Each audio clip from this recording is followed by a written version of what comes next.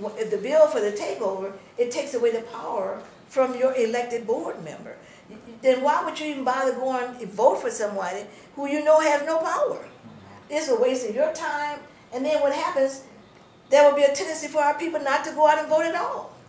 Because if you don't feel that your vote is going to count and your vote is going to matter, why would you waste your time? And so it's a joke to spend all this money to have an election, and then those people don't have any power. Yeah, Michael Bonds has made that point. Yeah, right, and we all know ourselves as parent organizers, how much do they listen to us now? Yeah. We're trying to organize in our community. You all are an organized group of people. Now, they're saying the board, they're going to give the board the responsibility to organize us so that we can be heard. If they ain't listening to us now, Right. what makes us think that they're going to listen to us after the takeover? So understand that. We sit here right now, and they said, community organization, get your parents together. How much are they listening to us? And you can bet on the mayor control. Hey, y'all just wasting your time coming up here on the mayor control, because the mayor will decide everything. He will hire and fire at will, and he's not going to listen. I just would like to, for you to share more what the constituents could do January the 5th. Oh, just come out there and testify and, let your voice be heard. There's going to be, sheets, little things that you can sign up, your name, your address, and then your position. And you can say, I'm for the bill, I'm against the bill. You can testify, you can register for or against, or you can be neutral. But we don't want nobody neutral here. And then what's the time and the location? It's going to be at the school administration, 53rd and Belize, 52nd and Belize. And I think 10 o'clock in the morning until, and we have the facility till 5 p.m. that day, from 10 to 5 p.m.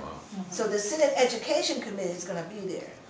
Now, which Education Committee from the Assembly is going to be there, I'm not sure.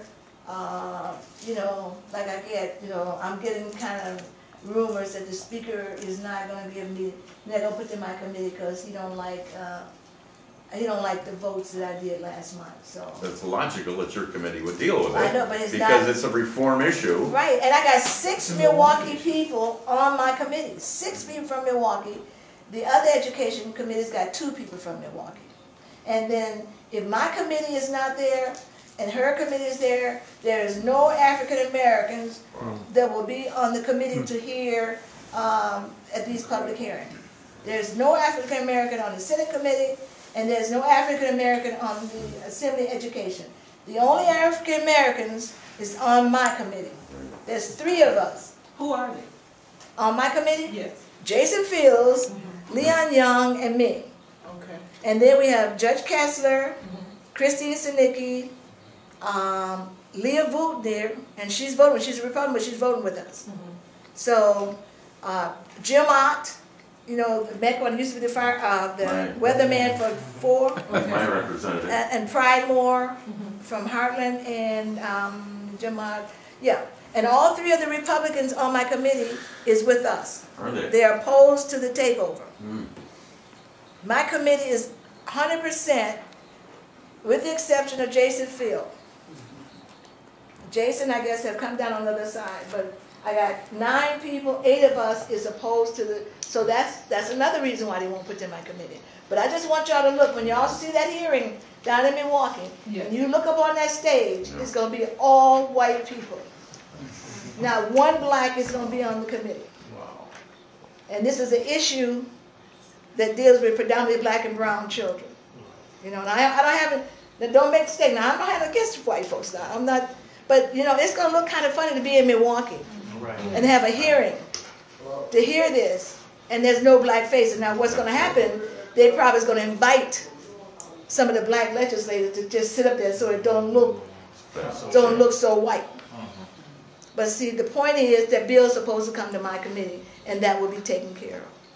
Yes, sir. Yeah, we've been talking about that we should stick to our principles in this in our arguments and not make personal attacks on Mayor Barrett in regard to other policies, for instance, because there's a feeling that Democrats will want to rally behind him in his run for governor.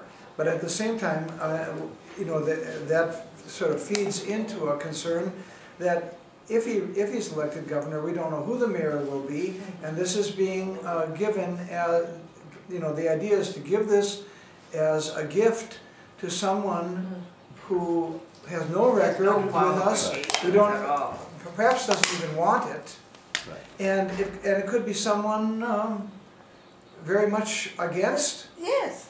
democratic principles. Right. So that's the question. You're right. Why would the Democratic governor and mayor put us in this kind of a position when, you know, the mayor is going to be going for governor? So we're voting to open up a hole for anybody to step in, and then we have no one to blame but ourselves, because here you're gonna vote and don't even know who you're voting for. Right. But for them to even put us in this position, and it could be a Sheriff Dave Clark can run. That's exactly. I mean, we're opening the door. We're opening the door for anybody who wants to step in, who can get the majority vote, can end up being mayor. This is not right. Representative Williams, can you speak towards the alternative draft proposal of Representative Grisby and Senator Senator Cox, yeah, Cox? we met and we put all this together, but we did it to do like a partnership. So we've given, and I don't know all of the details like Representative Grisby would know, but we're giving the mayor a lot of power. This is a partnership with the mayor and the school board, that they're working together. But it also keeps the power of the school board, so that the school board, because that's what we elect people to have power. You all elected me and those of us up here because there's power in the vote that you all gave us. It makes no sense to elect us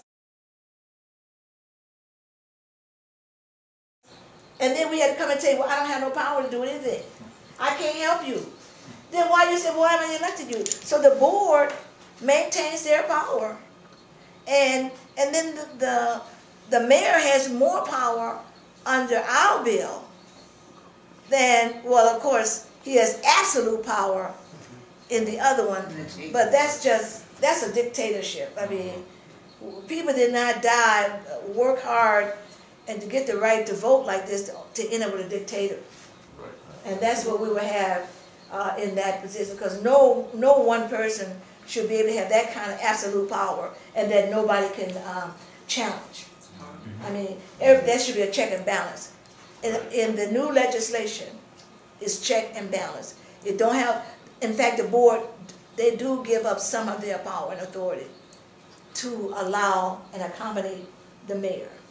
But ultimately, the final say would be the board. And that's what we want when we elect the board. Just like when we elect the mayor, we know that the mayor running the city of Milwaukee, he ultimately, there's a role for the mayor, there's a role for the common council, so there's a balance. And that's, you know, that's what we want, is a balance.